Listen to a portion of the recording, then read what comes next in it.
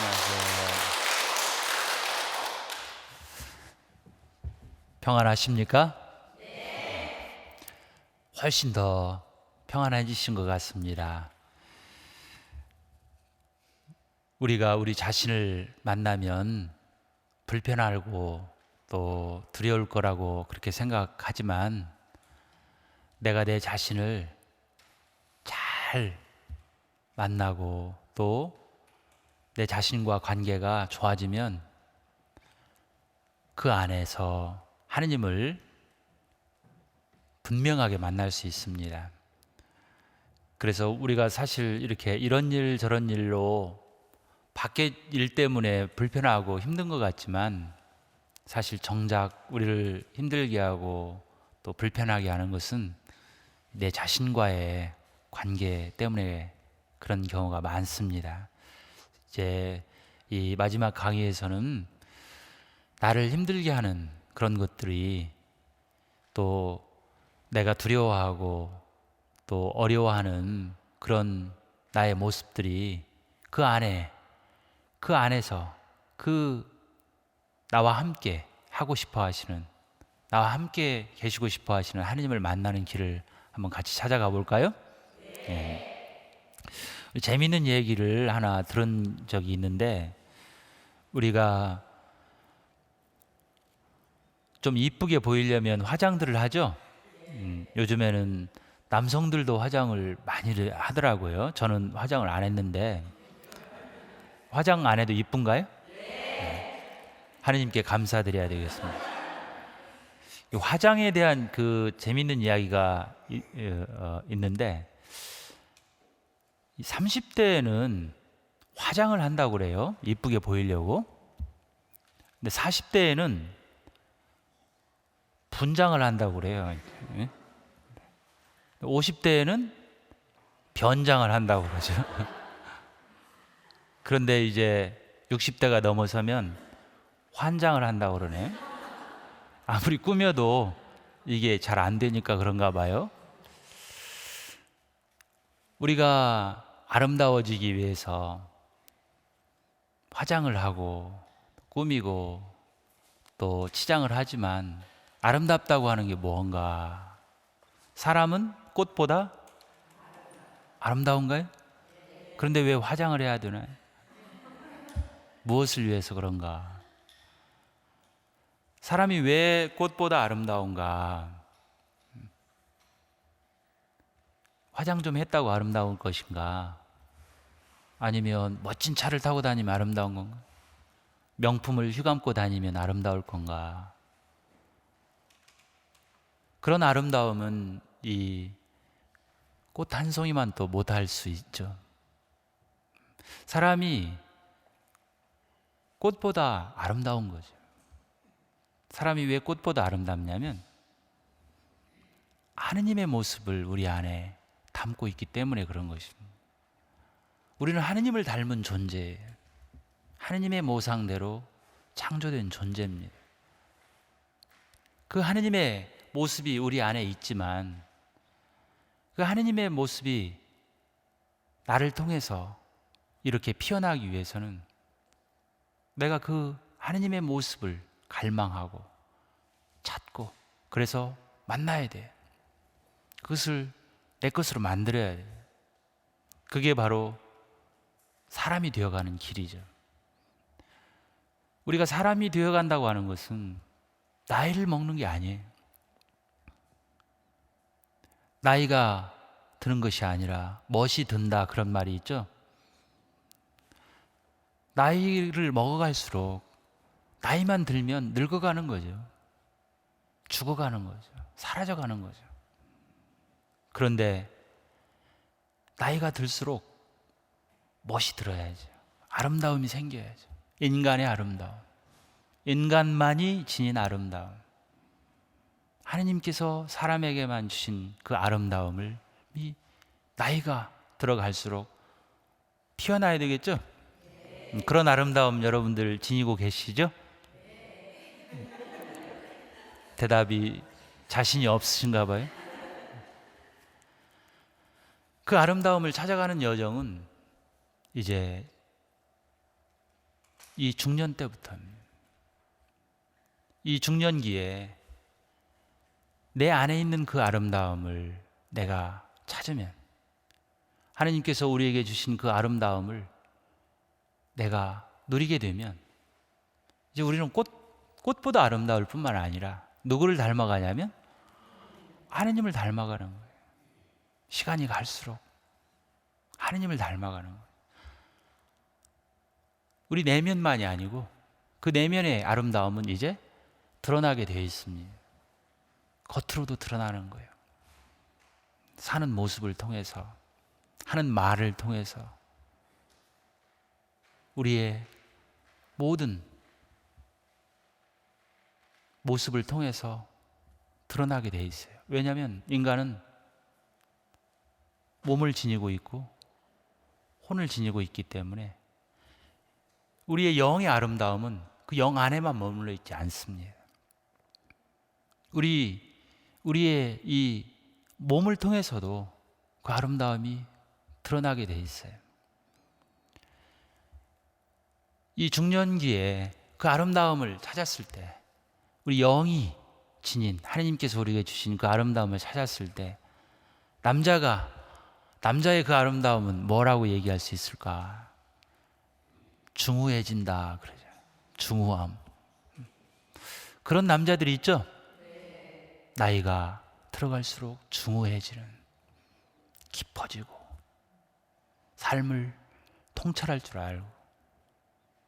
그런 남자들 알고 계셔요? 여러분 집안에 계시죠? 감사하십시오. 여성은 어떻게 될까요? 우아해지는 거예요. 우아함. 넓어지고 정말로 오롯한 것에 집중할 줄 알고. 그것은 우리가 어떤 외적인 것으로 치장을 해서 되는 것은 아닙니다. 남자의 멋과 여자의 멋, 이게 명품 화장품을 바른다고 되는 것은 아닐 겁니다. 화장 지우면 어떻게 되나요? 화장빨 떨어지면 어떻게 되나요? 그렇게 못 사는 거예요. 힘든 거예요. 될 수 없는 일을 그렇게 하려고 애쓰는 거예요. 그러니까 삶이 항상 고달픈 거죠. 화장 지우면 불안한 거예요. 누가 내 맨 얼굴 볼까 봐. 그러나 영적인 아름다움을 찾은 사람은 그게 매여 있지 않습니다. 항상 자신이죠. 생기가 넘치고 죽음 앞에서도 당당하잖아요. 떳떳하잖아요. 그게 우리가 지닌 아름다움입니다. 사람만이 누릴 수 있는 아름다움이죠. 그런 아름다움을 하나님께서는 우리에게 주셨는데도 그걸 모르고 그저 지나가 버리는, 지우면 없어지는 그런 아름다움만으로 삶을 유지하려고 한다면 그 삶은 얼마나 경박하고 초라하고 남루한 삶이 되는 것인가. 하나님께서 우리에게 가장 바라시는 게 뭘까? 우리를 만드신 우리 아버지가 우리에게 가장 바라시는 게 뭘까요? 하나님께서 우리에게 가장 바라시는 게 뭐라고 여러분들은 생각하십니까? 성당 열심히 나가는 걸까요? 우리가 행복하게 사는 것입니다. 여러분들이 여러분 자식에게 바라는 게, 가장 바라는 게 자식이 행복하게 사는 것인 것처럼, 그보다도 더 하나님께서는 우리가 행복하게 사시기를 바라요. 그래서 우리는 행복하게 살아야 될 권리만 있는 게 아니에요. 그 권리는 말하지 않아도 돼요. 우리는 행복하게 살아야 될 의무가 있어요. 우리가 행복하지 못하다면 우리는 잘못 살고 있는 거예요, 지금. 우리는 행복해야 될 의무가 있습니다. 여러분들은 행복하세요? 네, 행복하신 것 같아요. 무엇으로 행복한가? 무엇 때문에 우리는 행복한가? 우리를 행복하게, 나를 행복하게 해줄 것이라고 찾아왔던 것들이 어느 한순간에 아니구나 했을 때 어디에서 그 행복을 찾을 수 있을 것인가? 그 행복은 바로 내 영이 갈망하는 그곳에 있다고 하는 거예요. 내 영이 찾고 있는 것을 찾아야만 그 행복을, 진짜 행복, 참 행복을 누릴 수 있다고 하는 것입니다. 제가 그 얼마 전에 들은 이야기 중에 아주 그 깊은 생각을 하게 한 이야기가 있는데, 여러분들 그 토끼풀 아시죠? 토끼풀 잎은 몇 개인가요? 3개. 그런데 4개 달린 토끼풀을 뭐라고 그래요? 행운이다 그렇게 부르죠. 행운. 그래서 그 행운을 찾는답시고 그 토끼풀들 다 짓밟고 다니죠. 그런데 저 깜짝 놀란 게, 이 보통 토끼풀, 그냥 널려 있는 정상적인 토끼풀의 꽃말이 뭐냐면 행복이었어요. 우리 삶이 그렇게 될 수도 있는 거예요. 행운을 쫓으려고, 행운을 찾으려고 행복을 못 보는 거예요. 행운 하나 찾는답시고 내 삶 안에 가득히 널려 있는 그 행복을 짓밟고 다닐 수 있는 거예요. 그게 사람의 사는 모습일 수 있는 것입니다. 행운을 쫓지 마십시오. 지금 이 세상은 행운만을 쫓아가는 삶이 되고 말았습니다. 얼마나 많은 인생이 이 행운을 쫓다가 결국에는 모든 걸 다 잃어버리고 마는 거예요.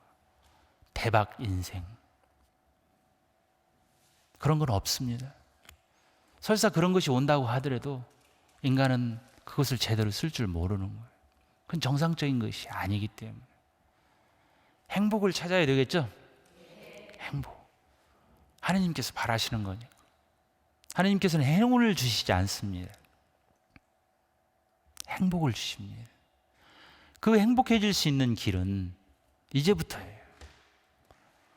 인생의 전반기까지는 그 행복이 저 밖에 있는 것처럼 생각됐어요. 무언가를 내가 성취하면, 뭔가 이뤄내면, 누군가 나를 인정해주면, 내가 무언가를 좀 소유하면 그것이 나를 행복하게 만들 줄 알았는데, 어느 한순간에, 어느 인생의 어느 지점에서는 이게 아닌데 했을 때 두려워하지 마십시오. 진짜 행복의 길은 멀리 있었던 게 아니라고 하는 거예요. 내 안에 있었던 거예요. 내 영이 갈망했던 거예요. 이미 내 안에서 하느님께서 그것을 찾을 수 있는 길을 다 열어주신 것입니다. 그 행복, 우리가 누릴 수 있는 진정한 행복은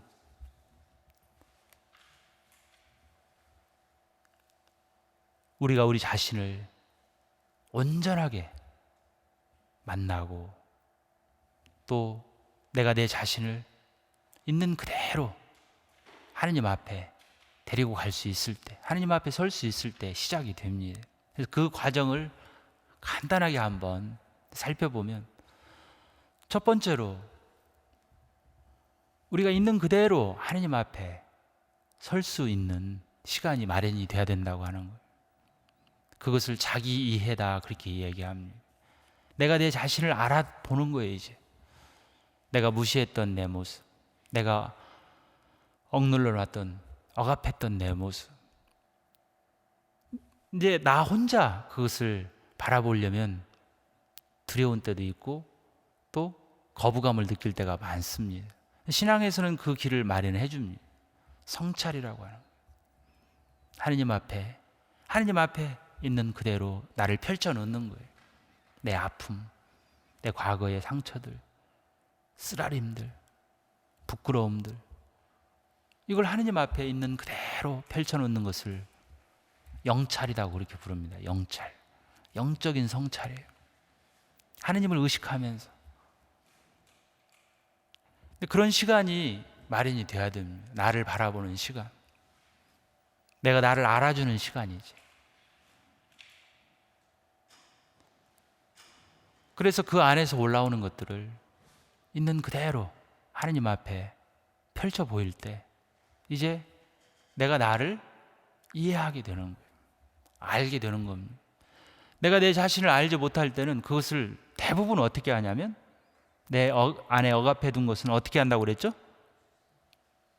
다른 상황에 투사한다고 그랬어요. 그래서 비난하고 다른 사람에게 화내고 짜증내고, 그것은 많은 경우에 내 안에 있던 것들이에요. 내 안에 채워지지 않은 욕구들, 바램들, 또 감정들, 상처들, 이런 것들을 솔직하게 용기를 가지고 바라볼 수 있는 시간이 마련이 돼야 됩니다. 그래서 좋은 피정은 그런 시간을 먼저 마련합니다. 좋은 피정은 장황한 강론으로 하지 않습니다. 여러분들 장황한 강론 들으려고 갈 필요도 없어요. 좋은 피정을 찾아가세요. 나를 바라보는 시간. 누구 앞에서? 하느님 앞에서. 그 구별할 줄 알아야 돼요. 이것저것 떠버리는 그런 피정에는 안 가셔도 돼요. 그런 시간은 필요도 없어요. 하느님 앞에서 나를 바라보는 시간이 마련이 돼야 되는 거예요. 이게 중요한 것이죠. 그게 영찰입니다. 이 영찰의 과정을 통해서 내가 나를 만나게 되는 것이고 나를 이해하게 되는 겁니다. 이게 자기 이해다.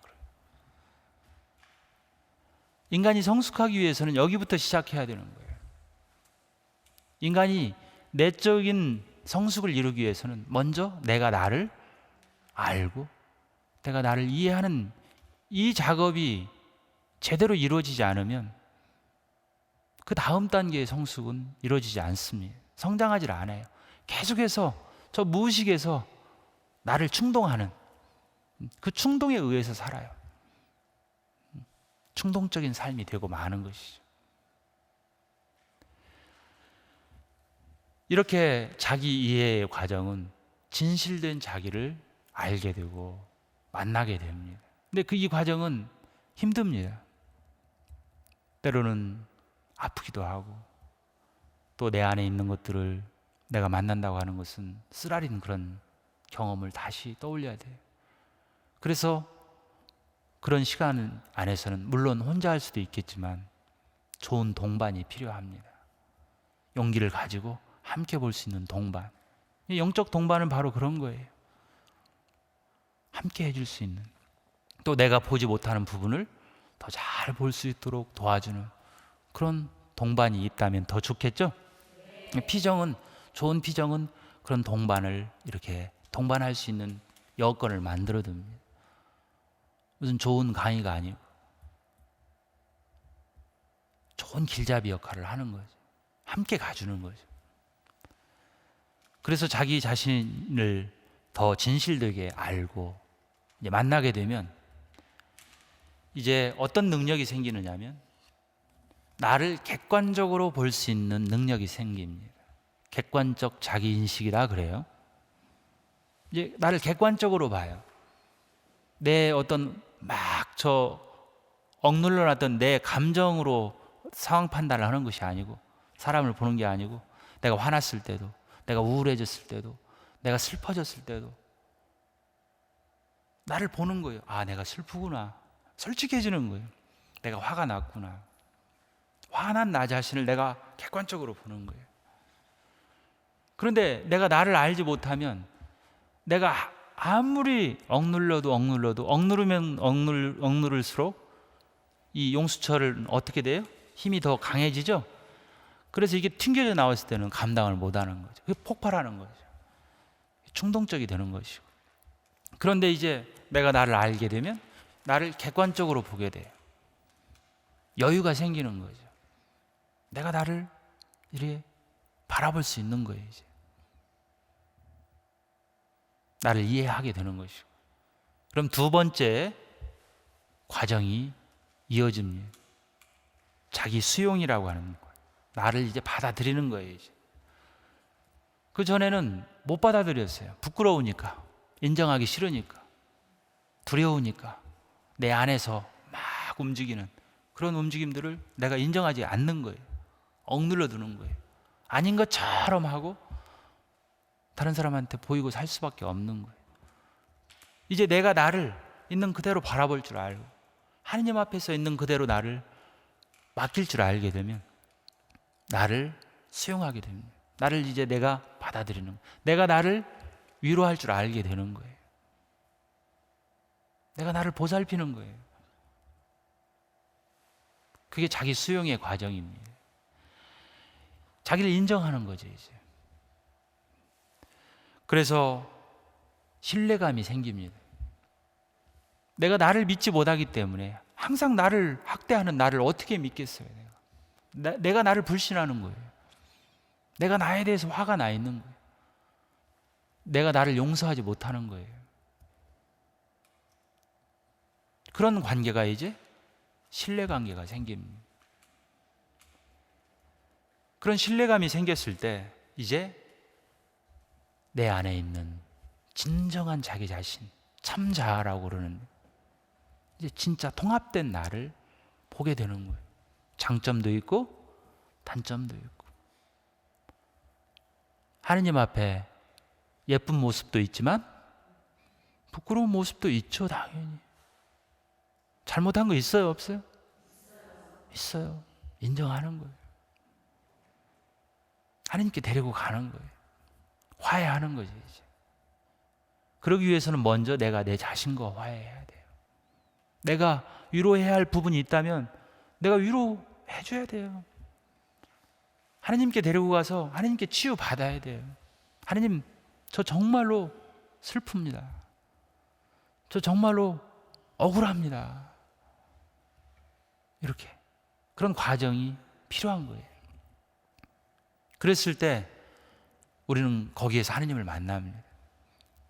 내 상처 안에, 내 상처를 통해서 나를 알아주시는 하느님, 내 아픔을 들어주시는 하느님, 나와 함께 하시는 하느님을 만나게 되는 것이죠. 그랬을 때 이제 세 번째 과정, 자기 개방이라고 하는, 이제 나를 열 수 있는 거예요. 다른 사람에게 내가 나를 신뢰하기 때문에 이제 다른 사람과의 관계도 신뢰가 쌓여가요. 다른 사람을 의심하고 꼭 다른 사람한테 다른 사람 안 좋은 얘기 하는 사람들 덜어 있죠? 입만 열면 그래요. 안 좋은 얘기만 해요. 의심하고. 그것은 대부분 습관적인 거예요. 내가 나를 믿지 못하기 때문에, 내가 나를 사랑하지 못하기 때문에. 그런 불만들을 다른 사람에게 이렇게 쏟아내는 거예요. 그것은 솔직하지 못한 거죠. 자기를 알지 못하는 것이고 자기 자신과의 관계가 없는 거예요. 그래서 이런 신뢰관계가 쌓여져 갈 때 이제 내가 내 자신에게 뿐만 아니라 다른 사람에게 나를 개방할 수 있는 거죠. 아까 조아리의 창에서 나도 알고 다른 사람도 아는 이 창이 커지는 거예요. 어두웠던 내 방이 이제 환해지는 거예요. 근데 그런 말이 있습니다. 어두웠던 방은 하루 동안 어두웠던, 100년 동안 어두웠던 촛불 하나로 환해진다. 그런 말이 있습니다. 하루 동안 어두웠던 방은 하루 동안 촛불을 켜놔야 환해지는 것이 아니고 100년 동안 어두웠던 방이라고 해서 100년 동안 켜놔야, 더 오래 불을 켜놔야 환해지는 게 아니다. 어두웠던 방은 불을 켜는 그 순간에 환해지는 거예요. 내가 내 자신 안에 가둬놓았던, 닫아놓았던 내 자아를, 있는 그들의 모습을 보려면 불을 켜야 될 거 아니에요. 불을, 내 영혼의 방에 영적인 불을 켤 때 환해지는 거예요. 두려움은 어디서 오는 것인가? 어두운 방에 들어가면 두려워요, 안 두려워요? 왜 두렵죠? 모르니까, 안 보이니까. 두려움을 만들어내는 것이죠. 그 두려움은 언제 없어집니까? 환해지면, 내가 두려워했던 것이 사실이 아니라고 하는 걸 확인하면 없어지잖아요. 영적인 삶이 시작이 되면 그 두려움이 사라집니다. 이게 영적인 성장의 과정이에요.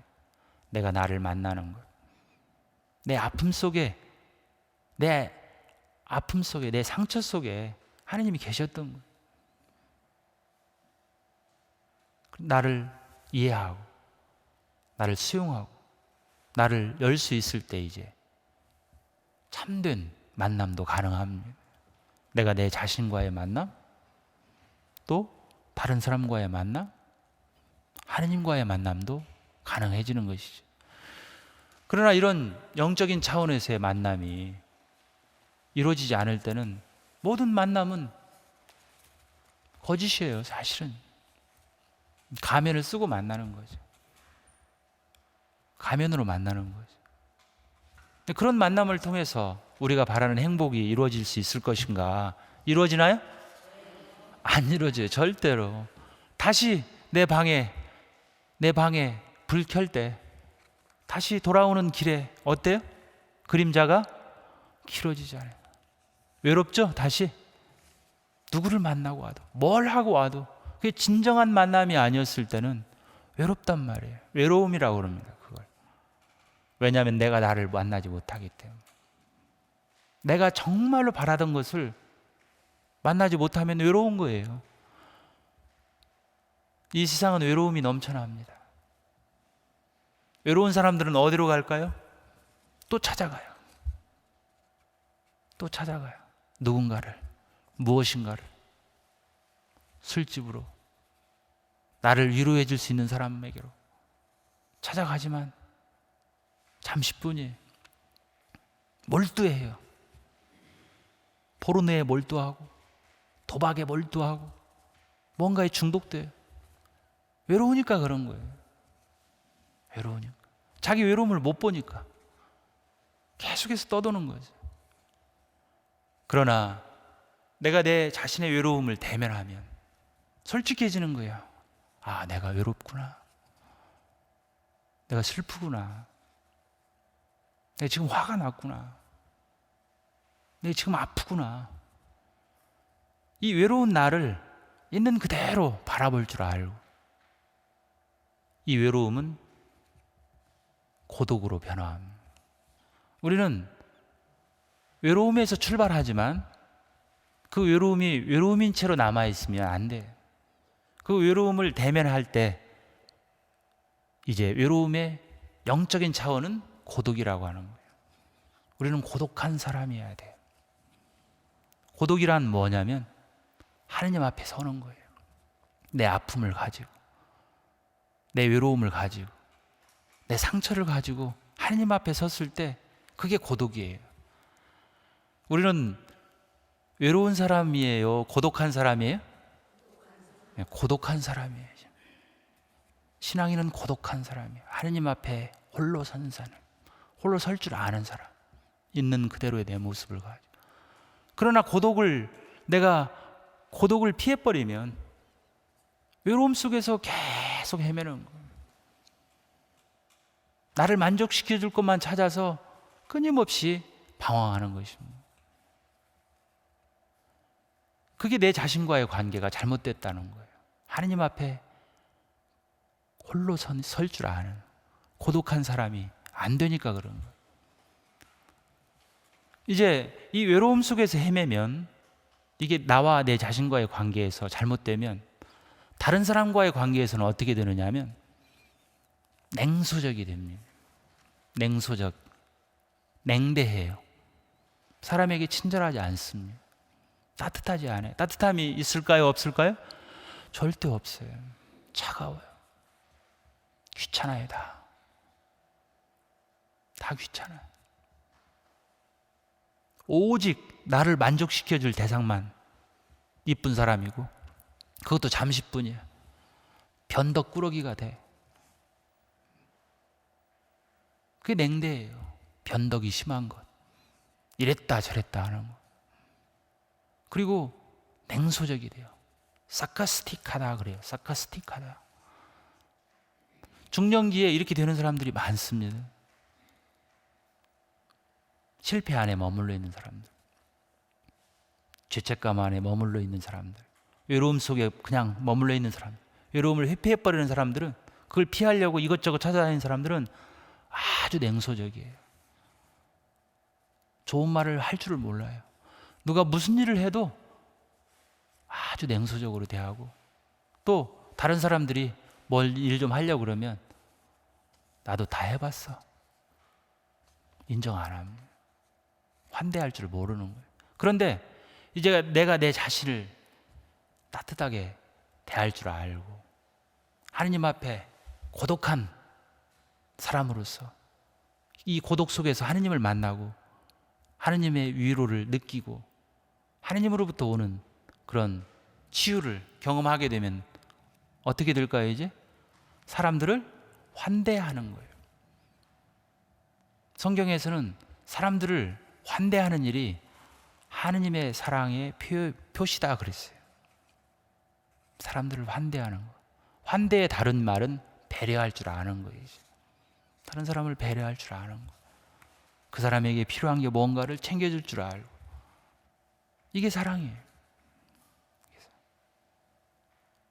하느님과의 관계도 마찬가지입니다. 이제 자기 자신과의 관계가 이렇게 원만하지 못하면, 외로움을 회피하고 다니면, 외로움을 달래줄 무언가만 찾아서 그렇게 떠돌아다니면 사람들한테도 냉소적이 되지만, 하느님과의 관계에 있어서는 어떻게 되느냐면, 하느님과의 관계에 있어서는 망상의 관계에 들어간다 그래요.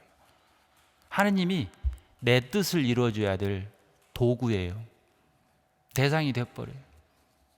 그래서 기도를 한답시고 앉아서 이것도 해주시옵고 저것도 해주시옵고, 다 뭐냐면 나를 채워줄 그런 것만을 찾고 앉아있어요. 그러면 하느님께서 내가 바라는 것을 다 해주면 그게 좋은 기도가, 그게 정말로 옳은 일일까요?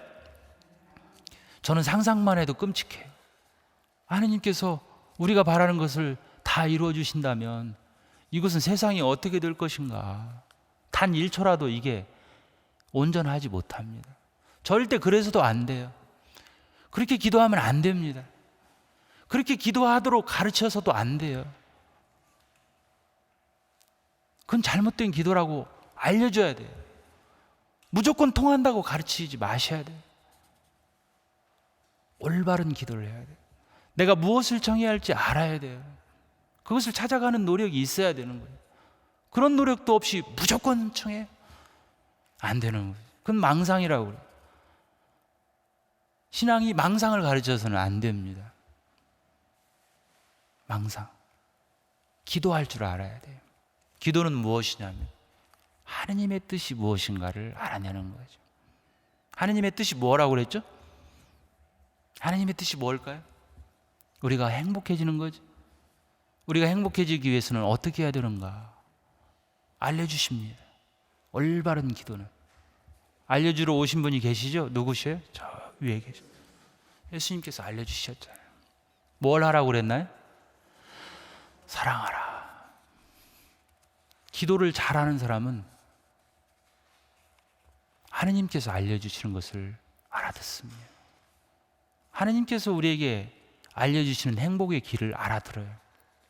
우리가 어떻게 해야 행복할 수 있는지, 우리가 어떻게 해야 하느님께서 주신 그 아름다움을 찾을 수 있는지, 어떻게 해야 된다고요? 사랑하는 것이다. 이게 모든 성경의 골자예요. 예수님께서는 그것을 우리에게 알려주러 오신 거예요. 그 길을 보여주신 것이죠. 어떻게 사랑해야 되는가. 그게 하느님과의 관계예요. 사랑하는 일. 내가 사랑을 해야 하느님을 아는 거예요. 사랑을 해야. 사랑을 해야 하느님께서 주신 생명을 누리게 되는 거예요. 그 사랑을 통해서만 하느님께서 우리 안에 주신 이 아름다움이 피어나는 거예요. 그 사랑. 그런데 사랑이 뭘까요? 사랑이 뭐냐고 물으신다면 사랑이 뭡니까? 우리를 하느님을 알게 하는 사랑, 하느님께서 주신 그 생명을 누리도록 하는 사랑. 그게 그 사랑이 어떤 사랑인가? 그 사랑을 보여주신 분이 바로 예수님이시죠.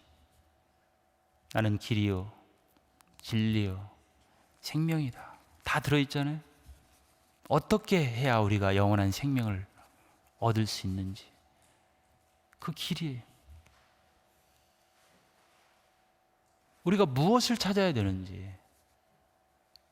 우리가 누리게 될 것이 무엇인지, 그 생명이 무엇인지를 알려주셨잖아요. 사랑이라고 하는 거예요.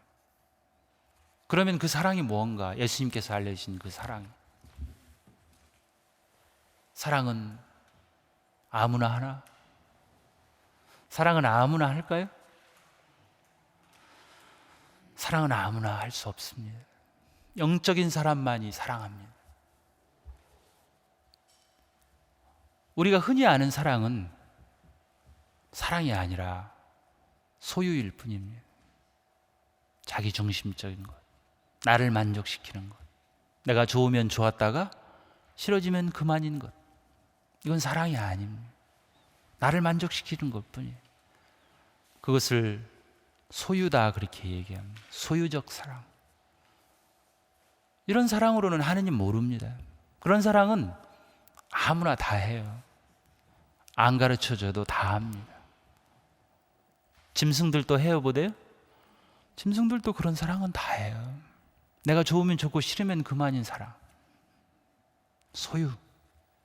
소유적 사랑은 영적인 사랑과 다른 것이지. 그런 사랑으로는 하느님을 알지 못합니다. 그런 사랑으로는 하느님이 주신 아름다움을 피워낼 수가 없어요. 그런 사랑을 아무리 많이 해도 겨우 짐승 수준에 머물러요. 그냥 어떻게 해야 진정한 아름다움을 누릴 수 있는가? 하느님이 주신 이 영적인 아름다움이 우리의 것이 될 수 있는가? 예수님처럼 사랑하는 것이죠. 사랑에는 세 가지의 길이, 차원이 있다고 그럽니다. 물론 여러 가지 철학적인 개념이 있지만 몸으로 하는 사랑이, 본능적 사랑, 무엇인가에 끌리는 거죠. 무엇인가에 끌리는 것, 좋은 것에, 저것이 좋은 것이라고 내가 믿고 그게 끌리는 사랑, 그걸 뭐라고 얘기하냐면 에로스다. 에로스. 그래서 우리는 에로스가 있어요, 없어요? 필요해요, 필요하지 않아요? 꼭 필요합니다. 에로스. 좋아 보이는 거죠? 그래서 내가 그것을 소유하려고 하는 거죠. 함께 하려고 하는 거죠. 사랑의 또 다른 차원이 있습니다. 필리아. 우정이라고도 하는데, 이 필리아는 다른 말로 정신적 사랑이라고도 하지만 그건 정확하지 않은 표현인 것 같아요. 좋은 것을 이제 함께 공유하는 거예요. 좋은 것을 함께 공유하는 거. 이게 필리아입니다. 우리 좋은 친구들하고는 함께 공유할 수 있죠? 그렇죠? 필리아. 그런데 인간의 사랑은 이렇게 에로스적인 측면과 필리아적인 측면이 있어요. 이게 함께 갑니다. 어쩌면 에로스라고 하는 부분은 물론 정신이 작용을 하지만 어떤 감각적이고 본능적인 그런 사랑의 차원이겠죠. 필리아는 정신적인 차원이겠죠. 그러면 인간의 사랑은 거기에서만 끝날 것인가? 그런 사랑은 얼마나 가느냐면 오래 못 갑니다. 오래 못 가더라고요. 우리가 그 남녀가 이렇게 사랑에 빠져서 페로몬이라고 하는 호르몬이 분비가 돼서 사랑에 깊이 빠지면 그것이 지속되는 기간이 어느 정도인가 하고 이 학자들이 연구해 보니까 한 1년 반에서 길면 2년 그렇게 잡더라고요. 여러분들도 그런 경험 있으세요? 좋아서 정말로 좋아서 함께 살지만 그것 가지고 다 되는 건 아니죠? 그렇죠? 시들해지기도 합니다. 시들해져요. 그래서 사랑의 다른 차원, 이제 정말로 중요한 차원, 영적인 차원이 있습니다. 그것을 아가페다 그렇게 얘기해요. 이 아가페의 사랑, 예수님께서 보여준 사랑이 이 아가페의 사랑이에요. 나를 내어주는 거예요. 이제 내 것으로 만드는 게 아니라 나를 내어주는 거. 너희는 모두 이것을 받아 먹어라. 나의 몸이다. 그것을 십자가 위에서 실현하셨잖아요. 자기를 내어주는 거. 아가페를 다른 말로 나눔이다 그렇게 얘기하는데, 나눔은 무엇이냐면, 우리 요새 나눔 이야기들 많이 하는데, 나눔의 진정한 의미는 내가 쓸 거 다 쓰고 내 거 다 챙겨놓고 남는 거 좀 떼어주는 것은 진정한 나눔은 아니에요. 물론 나눔의 어떤 일부분을 실현하는 것이겠지만, 진정한 나눔은 무엇이냐면 예수님처럼 하는 거예요. 나에게도 필요한 것, 나에게도 소중한 것을 내가 포기하는 거예요. 내어놓는 거예요. 이게 아가페입니다. 사랑에는 그런 아가페가 필요한 거예요. 나를 필요로 하는 것에 나를 내어놓는 거. 그게 사랑이다. 영적인 사랑. 그런 사랑을 선택한 사람, 그런 사랑을 선택하고 살면 하느님을 알아요. 그곳에서 그 사랑을 선택한 사람만이 압니다. 그 사랑을 선택해보면 하느님께서 우리를 사랑하신다고 하는 것을 그때서 알게 되는 거예요. 우리 그런 사랑을 살아가는 사람들이 많이 계시죠? 이태석 신부님이나 또 마더 데레사, 또 우리 주위에 많은 분들이 그런 사랑, 나를 내어주는 그런 사랑을 실현하고 살아갑니다. 그런데 그런 사랑을 살아간다고 하는 것은 그냥 되는 것인가? 절대 그렇지 않습니다. 힘들고 고통스럽고 정말로 어려운 길이에요. 아무렇게나 그냥 무슨 이렇게 보기 좋은 그런 일만이 아니라는 거예요. 그런 사랑을 살아내는 일은 죽음입니다. 죽는 것처럼 힘든 거죠. 그게 십자가죠. 그런데 왜 그런 사랑을 선택하느냐면, 그 사랑을 살아갈 때 그 사랑을 살아갈 수 있는 힘을 주시는 분을 거기에서 만나기 때문에 그런 거예요. 그런 사랑을 살아가는 사람들은 압니다. 만납니다. 그게 영적인 힘입니다. 근데 보통 이렇게 사람들은 걱정도 합니다.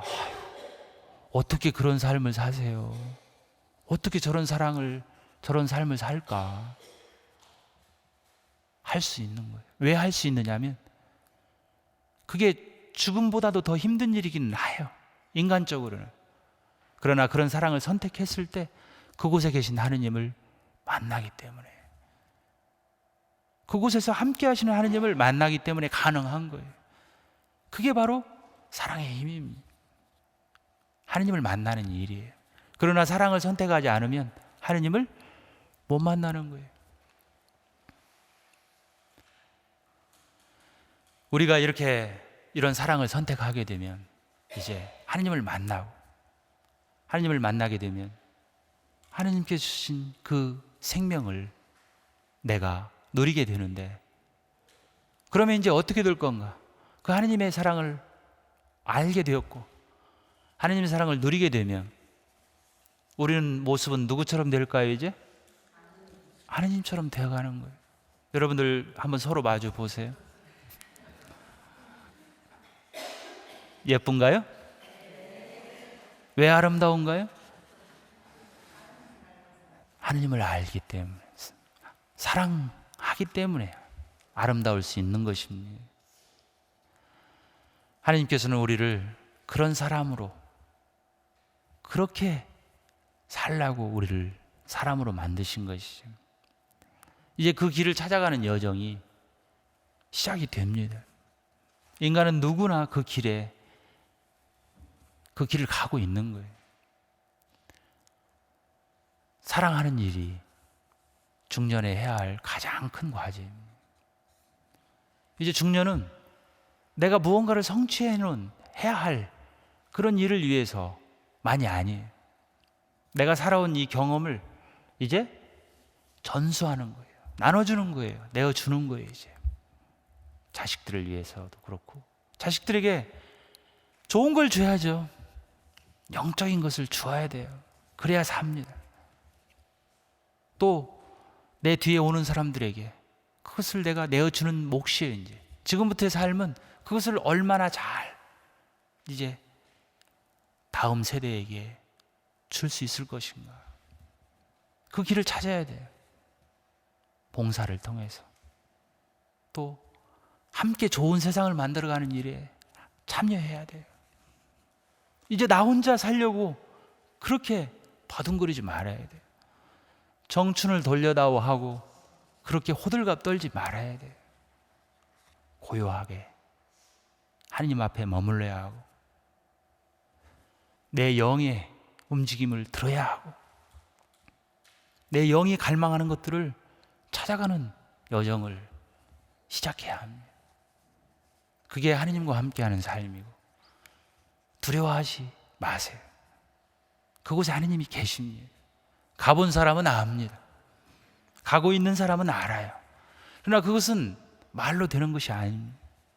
아무리 설명해줘도 못 알아듣습니다. 내가 선택해야 돼. 내가 결단해야 돼. 내가 그 발걸음을 그쪽으로 향해 놓아야만 그때서 비로소 아하 하고 압니다.